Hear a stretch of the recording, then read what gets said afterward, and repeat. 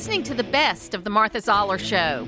To hear the full show each day, tune in to AM 550 and FM 102.9 WDUN or log in to accesswdun.com and click the Listen Live button from 9 to 11, Monday through Friday.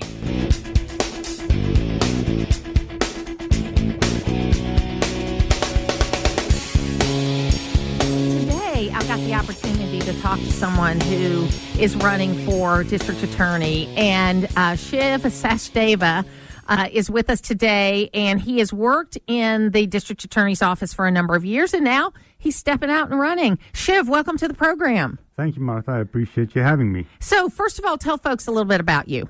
Okay, as you said, my name is Shiv Sachdeva. I've been at the DA's office, or had been at the DA's office since 2008 here in Hall County.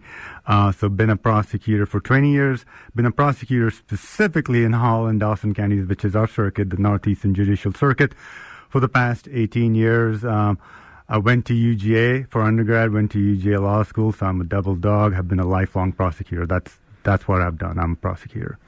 And tell us about coming to Gainesville. Where were you beforehand, and then how long have you lived in Gainesville? Or lived in the area? Yes, I started working in Gainesville in July of 2008. I graduated from UGA in 2006. I was in Columbus for a couple of years at the DA's office over there. I actually interned with the DA's office in Athens while I was at UGA. So always been a prosecutor, and then been prosecuting at this office for the past 18 years. My wife, Dr. Danielle Sachdeva, she's a professor at UNG. She teaches here in Gainesville and also the Dahlonega campus, and she's been at UNG for the past 10 years. And what does she teach? She teaches education. So basically, she teaches the future teachers. And these teachers go out all over the country, not just the state of Georgia, but she teaches undergrad students as well as PhD students who want to be teachers. So what made you decide, after a career of being a prosecutor, to take the plunge and run for district attorney? Well, I'll tell you this, Martha. The first thing I want everybody to know is I'm not a politician. I'm doing this because I think we need a change. I believe we need a change. Lee Dare has been the DA in the circuit for the past 20 years. He hasn't had any opposition for the past 20 years. And the fact is, in my opinion, since I've worked closely with him, I've been one of his senior prosecutors. I've prosecuted and tried the most serious cases the last 2 decades here in Hall County. In my opinion, Lee has been pretty much semi-retired for more than a decade. Everybody within the system knows that, the judges, the lawyers, law enforcement, they know that. Lee hasn't tried a case in more than 10 years. I'm running because I think the people of Hall and Dawson County deserve more. Because at the end of the day, one of the questions I get asked is, like you said, why are you running against your former boss, against the incumbent? Isn't that challenging? Isn't that difficult? It may be challenging, but it is the right thing to do. The fact is, it's easy not to take on the challenge. It would have been easy for me to stay at the DA's office, cash in that paycheck, and let Lee live in semi-retirement. But that's not right. That's not what the taxpayers deserve. I serve the public. That's why I went into prosecution. I do not serve the DA.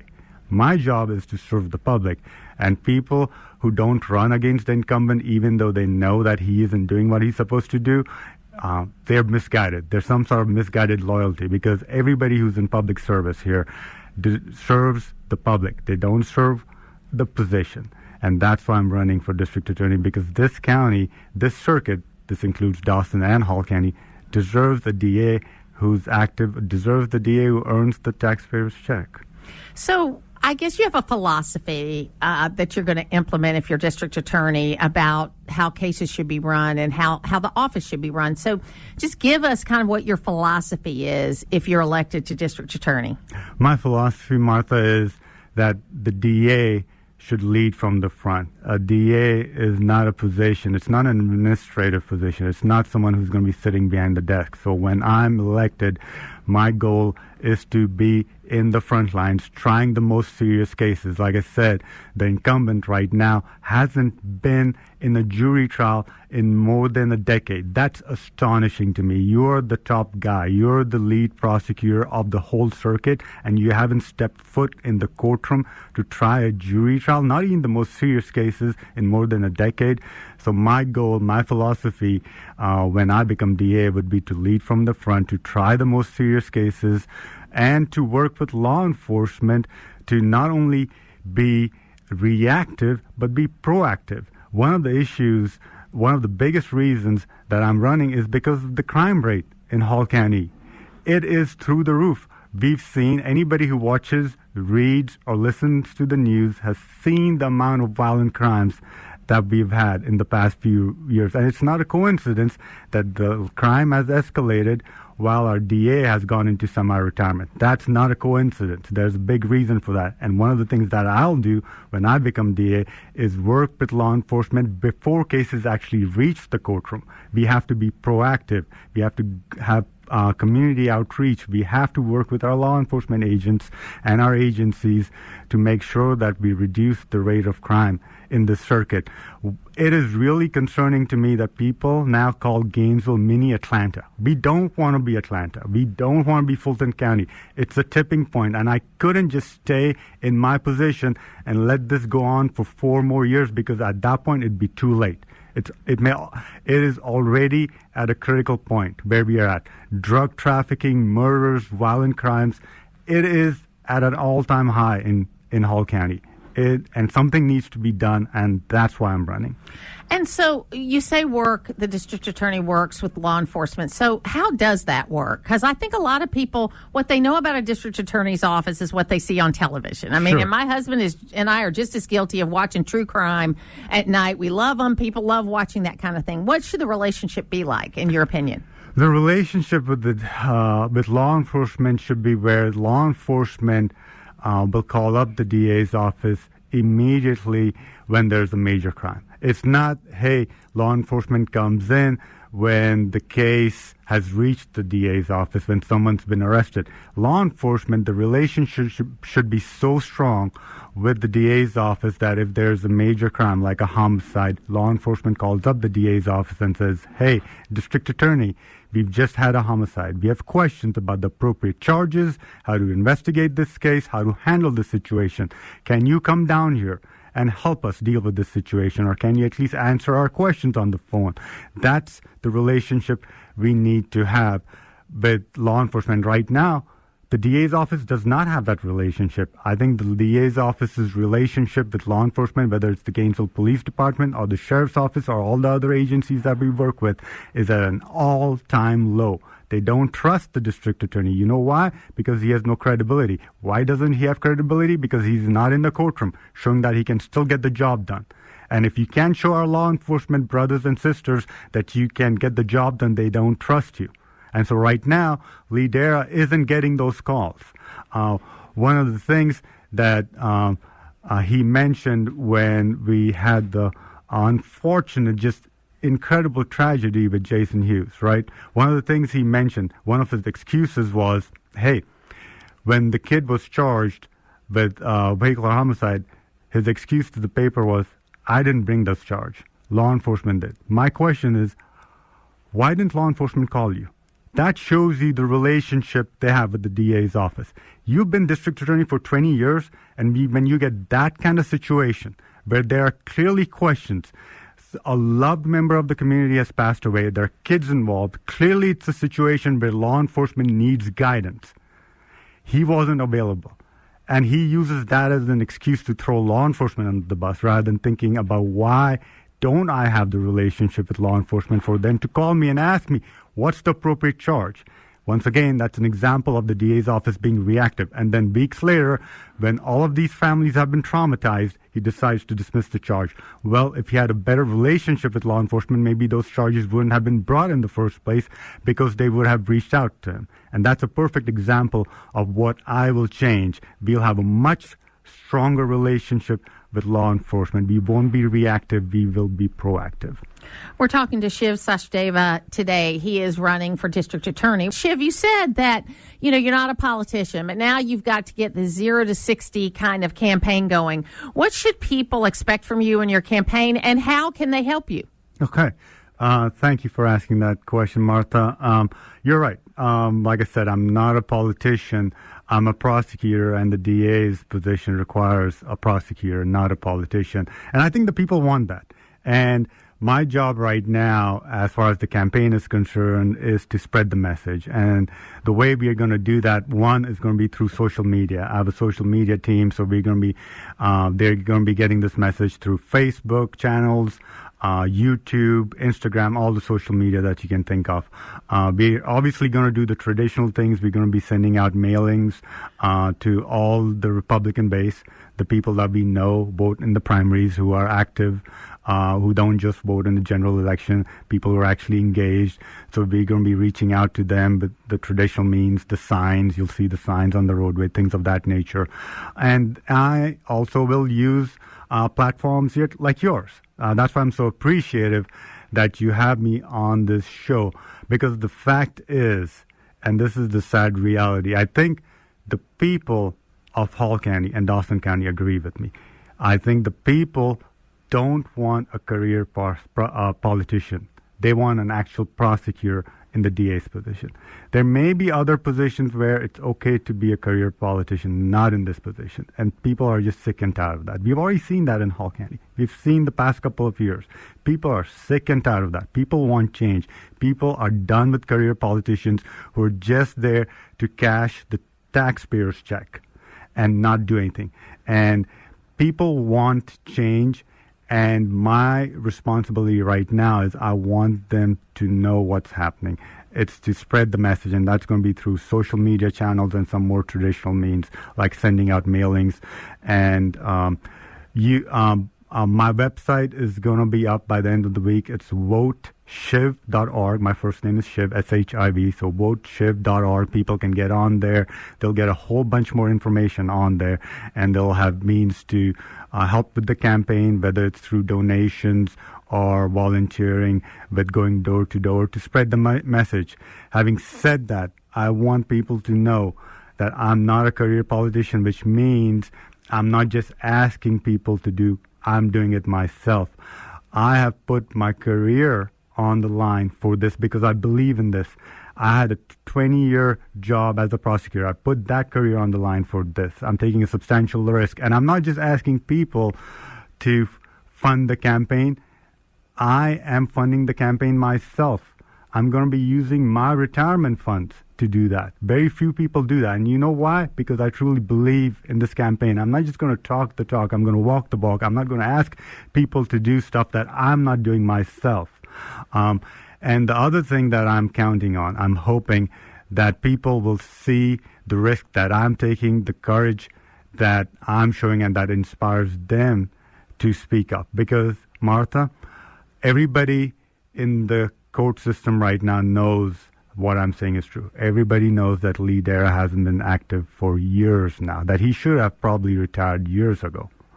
Everybody knows that he does not have 4 more years. It is funny because I think in these and I'm going to call them judicial races, like whether it's for a judgeship or a district attorney or something like that, the challenge always is that if you do oppose somebody, and I love opposition in primaries. My candidate friends like to throw things at me when I say that, but it's good for the process that even if the incumbent ends up winning, for the incumbent to have to defend themselves and to answer questions is good for the process. Now, I'm assuming there's not a Democrat that's qualified in the fall or has a Democrat qualified in the fall. That's correct. No Democrat. So this election is going to be decided in this primary. That's exactly and that's right. Important. And in these judiciary races is what I'm calling them, district attorney and judges. A lot of good lawyers don't run because of the risk that Shiv is taking right now, because if you run, you're going to lose business, or you're going to have to quit your job, or you're going to have to run against somebody that you're going to be in court with. And there's a risk involved in that because if you lose, then you're going to deal with that problem. So this is a challenge, folks. I've always said we have de facto competition in these races, because usually once someone gets elected, and this is not a criticism of Lee.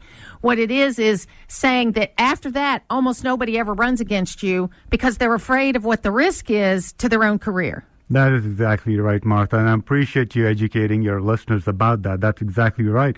And I'm hoping that others will be inspired, because the fact is, lawyers, judges, law enforcement, they all know that Lee is semi-retired. They'll all speak about it behind closed doors. But that's not helpful, because the public needs to know, and they can convey it. But either they're too scared to do it because of the risks that you've just mentioned, or some misguided notion about loyalty and friendship to Lee. But once again, these are public servants. Your loyalty, their loyalty, should be to the public.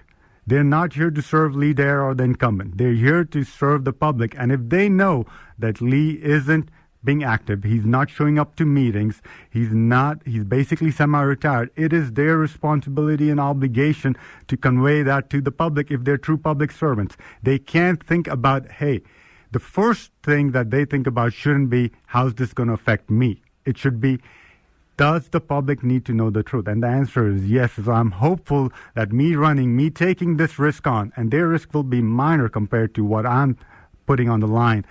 My financial future, my career, I'm putting everything on the line because I truly believe that Lee needs to step down. I'm hopeful that people, the judges, the attorneys, will either urge Lee to step down because they know that he's not been a real DA for the past decade almost, or they'll come out publicly and let the public know.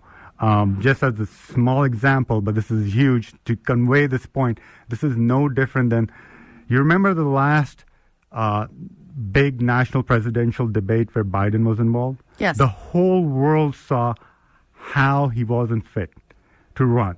That's when he finally decided to step down. Lee is in that position.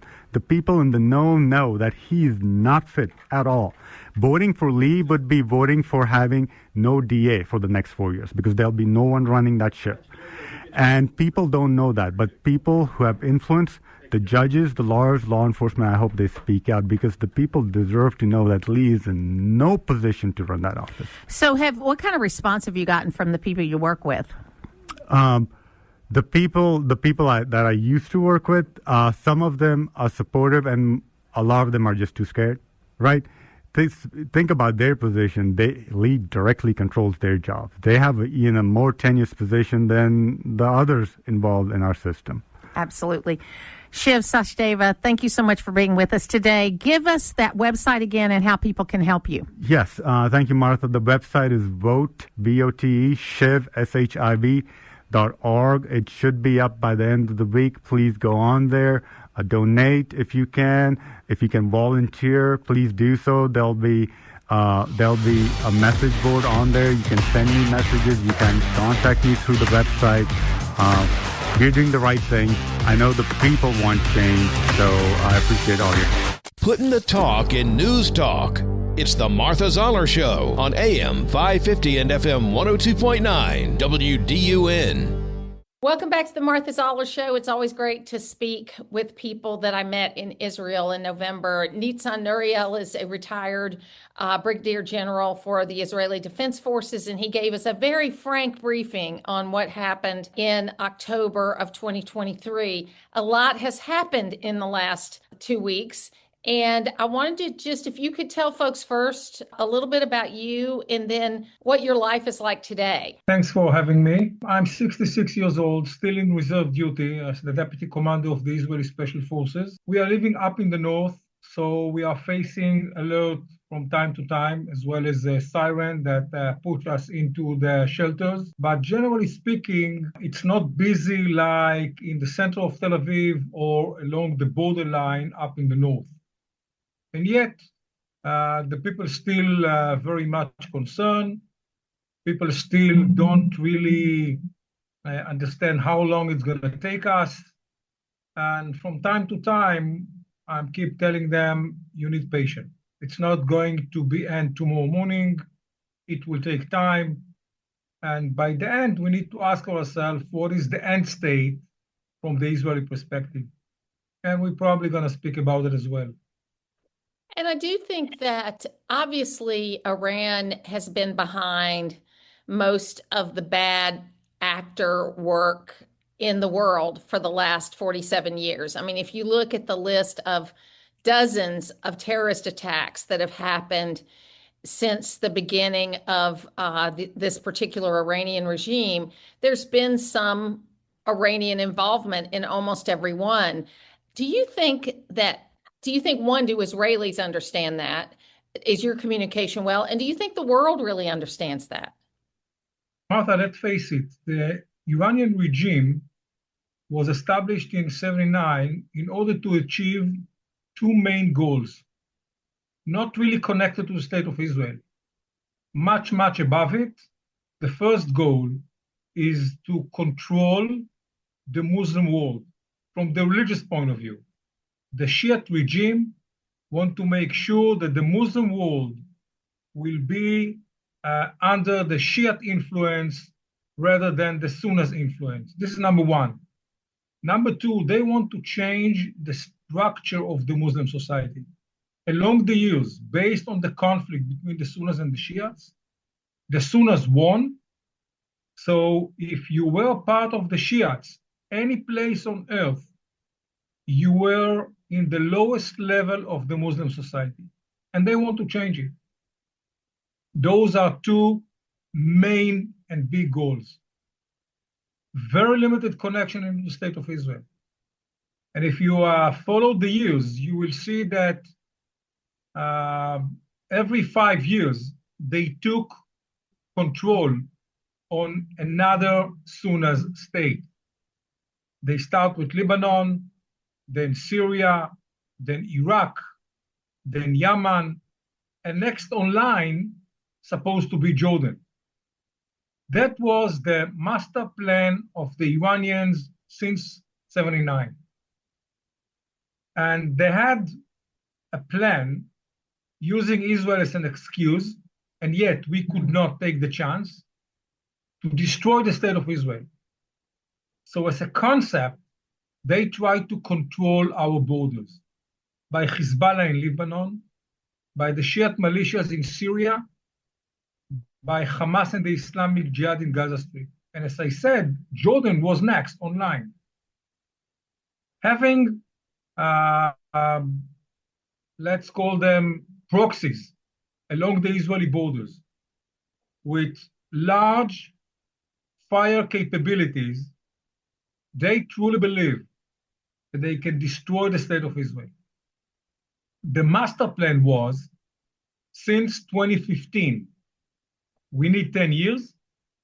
Within those 10 years, we'll be able to launch 7,500 rockets a day toward the state of Israel from 6 different fronts: Lebanon, Syria, Iraq, Iran, Yemen, and Gaza Strip.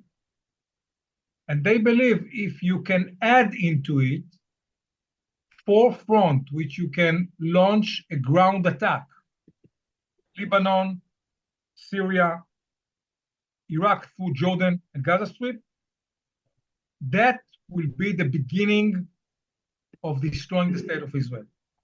They truly believe that the Palestinians from Judah and Samaria will participate, and a few days after that, the Israeli Arab, 21% from our population, will participate as well. And that will destroy the state of Israel. But we talked about that as it related to October 7th, and that was the big miscalculation, or one of the big miscalculations, was that while on the one hand, you put it very colorfully that that Israel, missed this, but at the same time, the plan that was uncovered thought that the Arabs that lived in Israel would rise up and help Hamas. And that's not what happened. That's right. We can say 2 things. The first question is why Hezbollah did not participate in full scale by October 8th. Let's assume that he was surprised as well. And yes, he was very much surprised by Yahya Sinwar attack. The answer will raise again the conflict between the Sunnis and the Shiites. Hezbollah belonged to the Shiites, and Hassan Nasrallah said, I'm not going to give up everything I have because of the Sunnis. They took a decision without speaking with me. So I will probably show some solidarity, but I'm not going to use everything I have. That was his mistake. And another level of miscalculation was the Iranians. If you remember carefully, the Iranians participate only by 2024 after we attacked one of the Iranian generals in Syria. Since that point, they provide advice, they provide some weapon systems, some money, but they didn't participate directly from Iran. That was the Iranian mistake. When they launched the attack against us, that was a great excuse for us to launch the grand plan, which led us into the 12 days war, which provide us good achievements. From that perspective, I need to share with you that what we are facing now in Israel, it is kind of gap expectations. Our prime minister said 9 months ago that the threat from Iran is over for decades. And 9 months after that, we are facing the same, even more. This is the 7th day of the war. I believe that it will take 2-3 weeks before we can see any closure. And Hezbollah still exists. Iran, even though paid very, very high price, the regime still stands on his leg. And the gap of expectation creates some question marks among the Israelis. You know, and it does seem that Iran, there's a very big disconnect between the people of Iran and the government, or the government layer of Iran, because I mean, I have relatives that were Armenians and left Iran in, 100 years ago, and you consider themselves Persians. You look at people who are relatives of them are consider themselves Persians. You look at the Iranian people, and they, at different times, they protest, they come out, they fight against the government, but it seems like the government clearly is not representative of the majority of the people. But the majority of the people don't have the power to rise up because they haven't done it yet. Yes, I believe that you describe something that exists in many, many Muslim regimes. Can I say loud and clear that the Jordanian king presents the Jordanians? I'm not so sure.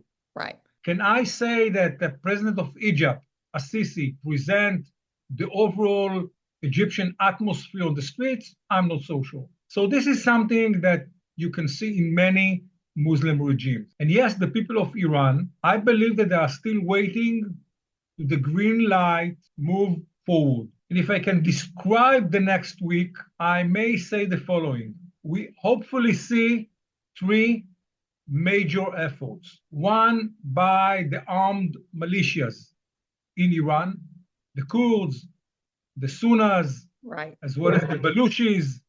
Each of them will take actions in order to take over the area which they exist today.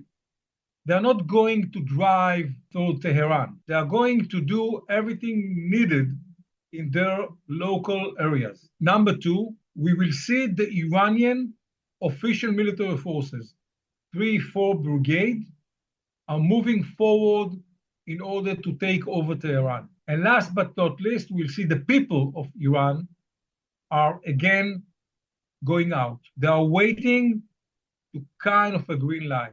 In between, you can see the overall efforts, mainly by us, killing the Passage members on the street by UAVs attack, by drones attack, big numbers, destroying the chain of command they have. Just a few hours ago, it was announced that the Passage commander and his deputy had been killed by us. And those are the steps needed before we will be able to see dramatic change needed in order to get rid of the regime, which I still believe is available. So you're hopeful about it. That was the next question. You're hopeful. Yes.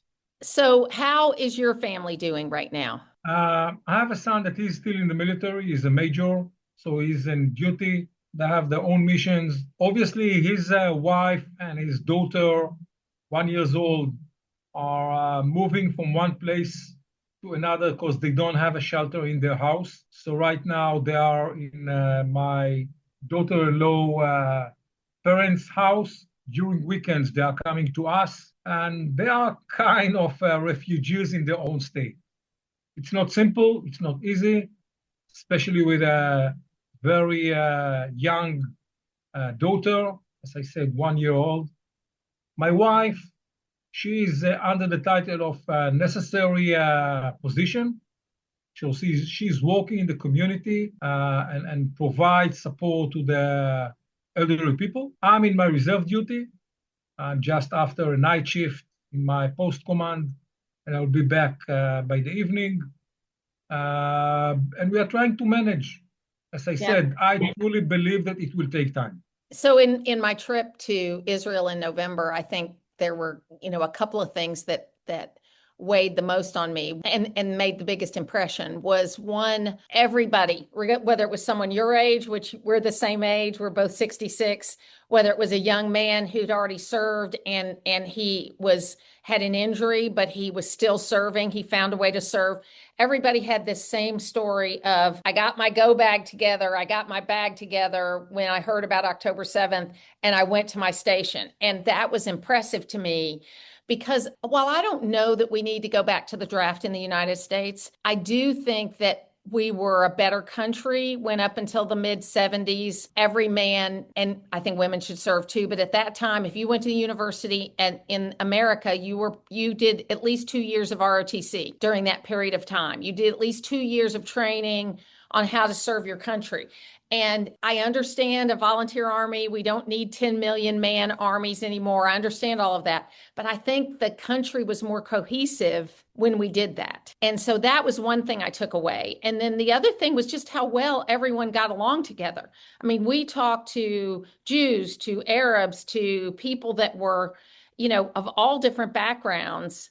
And they seemed to get along, even though there were these interesting rules about who could go where and where you could go and that kind of thing. And then the final thing was we went to a kibbutz that was on, I believe, the Lebanese border, and I could be wrong, maybe it was Syria. I walked through the dining room where they had pictures of all the families that lived there. And I thought to myself, this could have happened to these families on October 7th. It could have happened anywhere. It was a beautiful trip, and I look forward to my family and I coming back to Israel. I came with an AIPAC group, but I want my family and I to go back to Israel and see what it's like, because I think it's an important thing for all of us to do. Yeah, you just raised three very important points. First, we very much appreciate everything you are doing for us, and we will be more than welcome to have your family here and take you whatever you ask for and share with you, the experience we have. You touch very important two things. The draft, very important for us for many, many reasons. And yet, right now, this is the biggest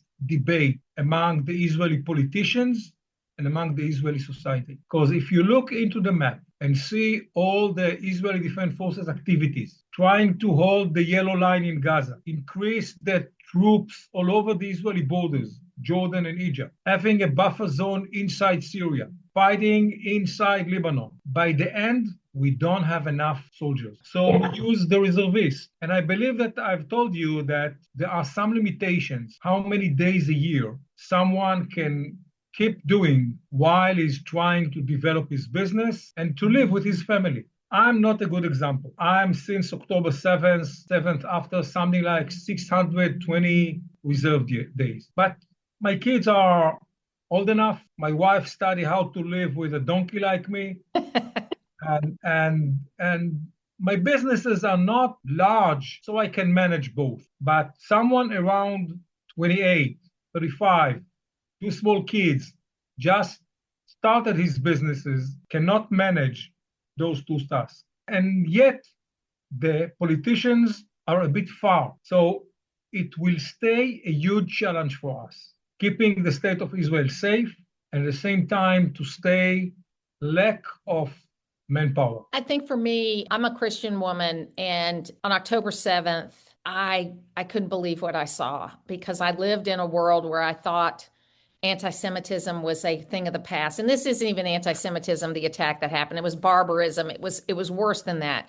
But then the response to it. And so since October 7th, I've worn a Star of David with a cross in it, because that's my way of showing my support and also starting conversations with people about this. And I've gotten mostly positive responses, mostly. I had a few people that, gave me a hard time about it. I had someone tell me I didn't deserve to have an opinion if I would wear a Star of David or something like that. But you're always going to have bad people that aren't going to understand. But I think we have to keep pushing. We have to keep talking. We cannot allow the darkness that is anti-Semitism to take the world over again. And it rears its ugly head every so often. And we unfortunately are in a place now where there are people in elected positions in my country, and maybe not in your country, but in other countries close to you, that either believe the Holocaust didn't happen or they believe October 7th didn't happen. And they live in this alternate universe where they blame the Jews for everything. To me, that is just unbelievable. I mean, it seems like we've evolved beyond that, but then we get kicked back. We get kicked back and we get reminded that people really aren't that different. Unfortunately, I fully agree with you. And therefore, it's very important to have as many visitors as we can in Israel. People need to study the fact. People need to see things by their own eyes. Speak with the people from all sides, Israeli, Palestinians, Israeli Arabs. You deserve to listen all type of opinions. I believe that one of the major things that we are facing is that people don't want to study the fact. They prefer to live under images, a lot of fake news, a lot of stories, and it's very tough for us to defeat it. Rumors are going very fast, and when you come with a fact, it's too late. We pray for your family and for all the Israelis every day, and we appreciate you being with me today. Thank you. To hear the full versions of last week's Martha Zoller shows, go to the podcast page at accesswdun.com, and you can follow me on social media at Martha Zoller.